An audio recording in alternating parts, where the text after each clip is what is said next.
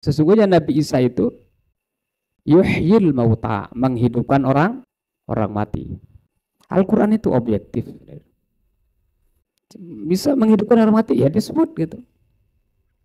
Karena tidak ada kepentingan maksudnya. Harus menutup itu tidak ada. Walam yusbat zalika li ayyi nabiyyin wala li nabiyyikum. Dan tidak ditetapkan dan tidak terjadi yang demikian itu. Mana maksudnya menghidupkan orang mati? Li ayyi nabi, kepada nabi siapapun, wala li nabiyyikum, termasuk tidak juga terjadi terhadap nabi kalian. Katanya ini. Assalamualaikum warahmatullahi wabarakatuh. Alhamdulillah wassalatu wassalamu ala Rasulillah wa ala alihi washabbihi wa mawala. Rabbi shrah li sadri wa yassir li amri wahlul 'uqdatam min lisani yafqahu qawli, amma ba'd. Hadirin semua, mari kita lanjutkan kembali kajian kita tentang bantahan terhadap kritik-kritik yang dilontarkan oleh para orientalis di dalam kitab yang berjudul Rududul Ulama'il Muslimin ala Syubhatil Mulhidin wal Mustasyriqin. Kritikan yang berikutnya di sini, Innal Qur'an yukirru bi annal masiha kana yuhyil mauta. Al-Quran mengakui sesungguhnya Nabi Isa, kita mengatakan Nabi ya, mereka mengatakan Tuhan, kita mengatakan Nabi. Sesungguhnya Nabi Isa itu yuhyil mauta, menghidupkan orang mati. Al-Quran itu objektif. Bisa menghidupkan orang mati, ya disebut gitu. Karena tidak ada kepentingan maksudnya. Harus menutup itu tidak ada. Walam yusbat zalika li ayyi nabiyyin wala li nabiyyikum. Dan tidak ditetapkan dan tidak terjadi yang demikian itu. Mana maksudnya menghidupkan orang mati?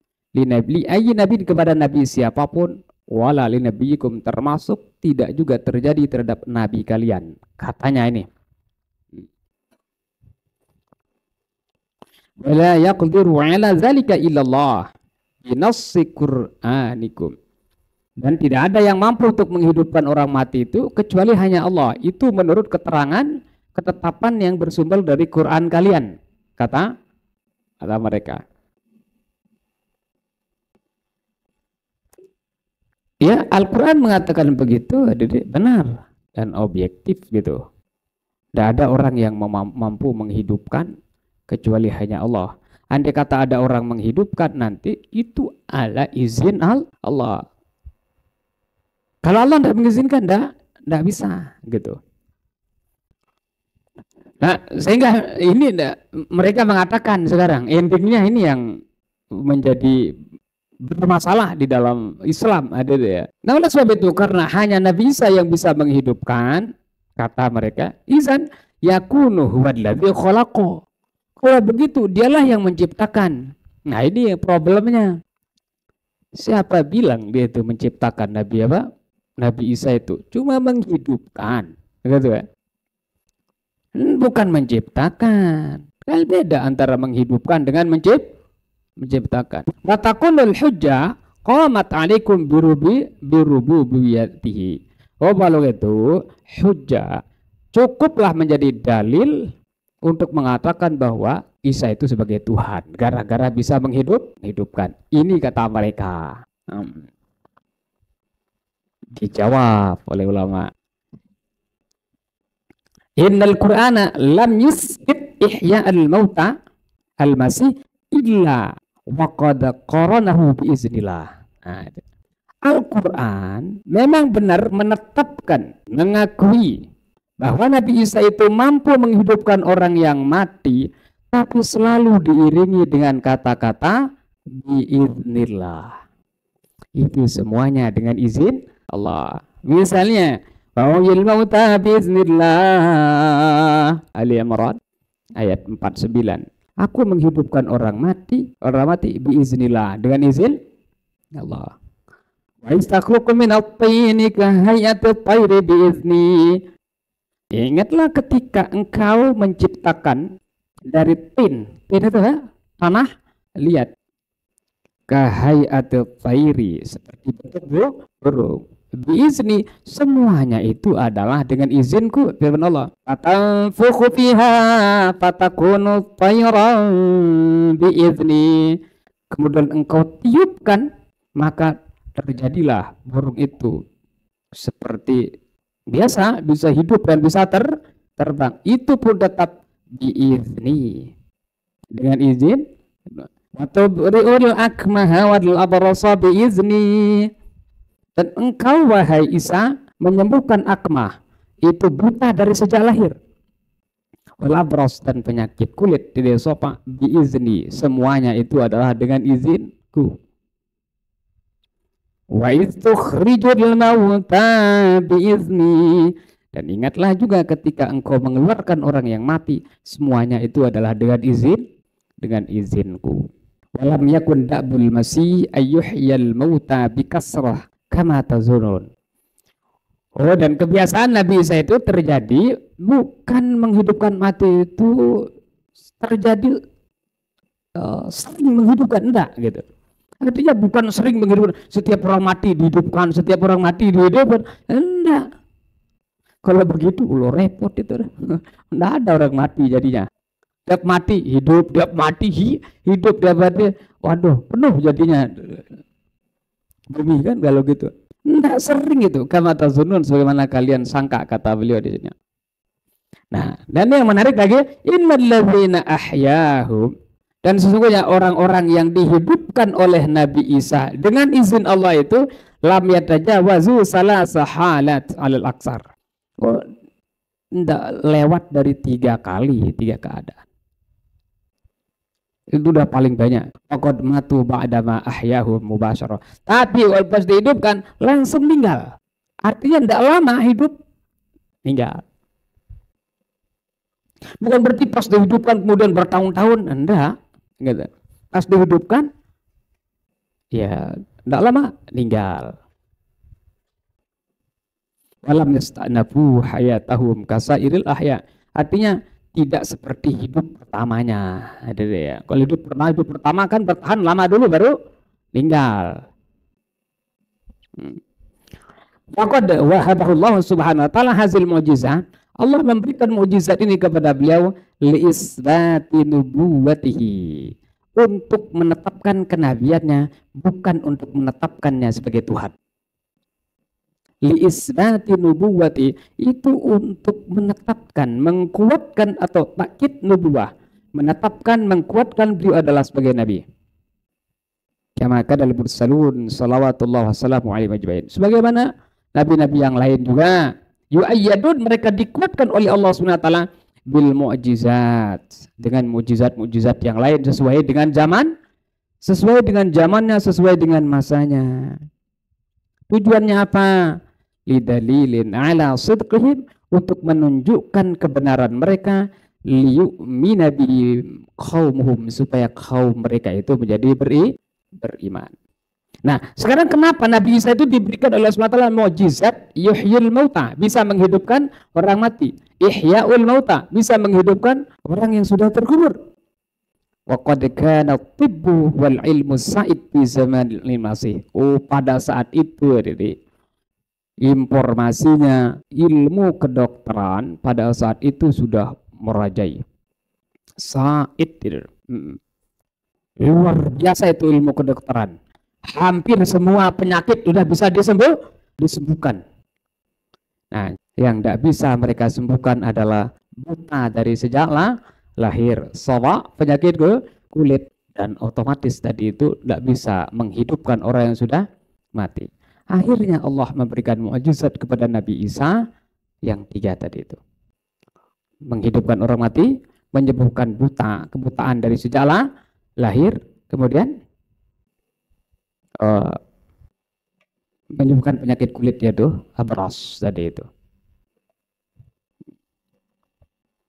Nah, menariknya Syekh Muhammad Yasir ini di saat mencantumkan atau menjelaskan dari pandangan beliau sesuai dengan pandangan Islam, dikuatkan lagi dengan kitab-kitab mereka yang mengkritik. Sehingga beliau mengatakan yang menghidupkan faqad asbatal kitab al-muqaddas hazil mu'jizah li Ilya. Kemampuan atau mukjizat untuk menghidupkan orang mati itu bukan hanya terjadi terhadap Nabi Isa saja, terjadi juga terhadap Ilya. Kalau di Indonesia apa? Elia, Ilya. Terjadi juga terhadap Hizkial. Kita baca satu aja contohnya, yang Ilya aja, yang Hizkial juga ada. Jangan terlalu panjang. Ini sengaja saya langsung bahasa Arabnya takut salah cara menerjemahnya, karena kitab yang sebelumnya ini kayak di sini raja-raja namanya, agak susah kadang-kadang untuk untuk menerjemahnya. Takut salah nanti. Makanya saya langsung cari di internet aja.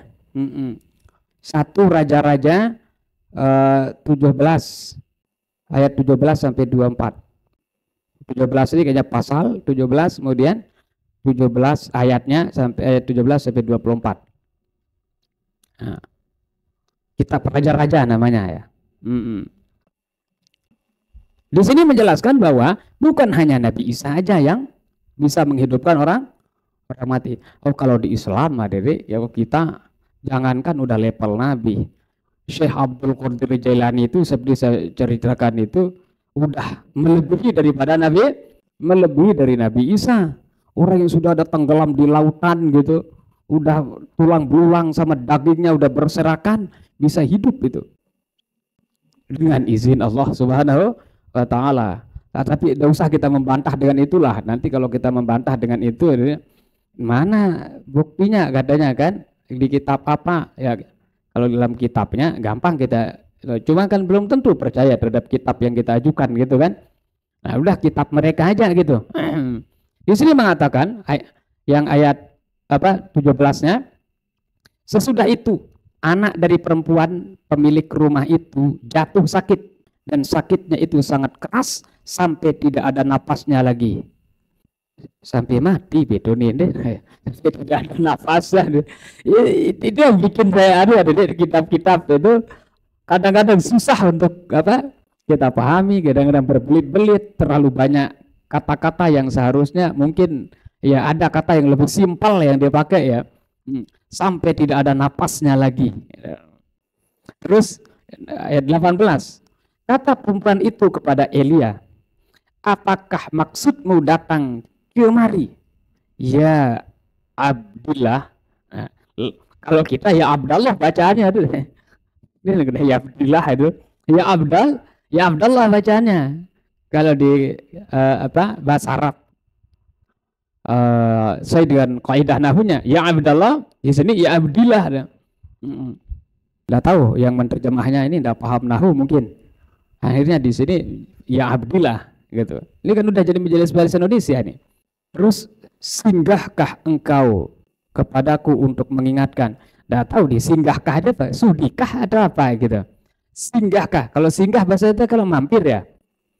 Singgahkah engkau kepadaku untuk mengingatkan kesalahanku dan untuk menyebabkan anakku mati? Ini mengatakan untuk menyebabkan anakku mati gitu. Terus ayat 19, ketika Elia kepadanya, kata Elia kepadanya, berikanlah anakmu itu kepadaku. Elia mengambilnya dari pangkuan perempuan itu dan membawanya naik ke kamarnya di atas dan membaringkan anak itu di tempat tidurnya. Sesudah itu ia berseru kepada Tuhan. Katanya, ya Tuhan Allahku. Kalau dia kan Allahnya, kalau kita Allah gitu ya. Apakah engkau menimpakan kemalangan ini atas janda ini juga? Oh, ternyata janda juga ini perempuannya berarti. Yang menerima aku sebagai penumpang. Nah, sebagai penumpang dengan membunuh anaknya. Berarti engkau menimpakan kemalangan maksudnya dengan membunuh anaknya. Kayak kata Syekh Abdul Qadir Jailani itu udah ini mirip sekali deh. Mm. Kemudian yang berikutnya 17 ayat 21, lalu ia mengunjurkan badannya di atas anak itu 3 kali dan berseru kepada Tuhan. Katanya, ya Tuhan Allahku, pulangkanlah kiranya nyawa anak ini ke dalam tubuhnya. Tuhan mendengarkan permintaan Elia dan nyawa anak itu pulang ke dalam tubuhnya. Kembali deh, kembali lagi kepada tubuhnya. Tuhan mendengar permintaan Elia dan nyawanya kembali ke tubuhnya sehingga ia hidup kembali. Elia mengambil anak itu, ia membawanya turun dari kamar atas ke dalam rumah dan memberikannya kepada ibunya. Kata Elia, ini anakmu, ia sudah hidup. 17 ayat 24-nya, kemudian kata perempuan itu kepada Elia, sekarang aku tahu bahwa engkau abdilah. Nah, kalau di dalam kaidah nahwu harus mengatakan Abdullah, anta Abdullah. Dan firman Tuhan yang kau ucapkan itu adalah benar. Berarti di dalam kitab Raja-Raja ayat 17 sampai 24 ini juga menunjukkan bahwa untuk menguatkan, untuk membenarkan bahwa Elia itu adalah orang yang dekat dengan Allah SWT, atau kalau dianggap nabi, bukan sebagai Tuhan, walaupun bisa menghidupkan. Artinya apa? Kesimpulannya adalah Allah memberikan nabi-nabinya untuk bisa menghidupkan, bukan membuktikan dia itu adalah sebagai Tuhan, tapi membuktikan bahwa dia itu adalah pengemban risalah Tuhan, yakni Allah Subhanahu wa taala. Sehingga beliau menutup di sini ya dengan ungkapan, walaupun tadi Elia tadi itu bisa untuk apa? Untuk menghidupkan, tapi Elia tadi itu tidak bisa dianggap sebagai Tuhan. Tetap dia itu adalah sebagai hamba Allah Subhanahu wa taala. Udah, itu aja hadirin ya, kajian tentang bantahan terhadap kritikan terhadap agama kita, terhadap Allah maupun terhadap Nabi kita besar Muhammad SAW. Mudah-mudahan ini menjadi penguat atau memantapkan iman kita supaya tetap dalam agama Islam dan mati husnul khatimah, mati dalam keadaan membawa tetap beriman kepada Allah Subhanahu wa taala. Sekian, wallahul muwaffiq wal hadi ila sabilir rasyad. Wassalamualaikum warahmatullahi wabarakatuh.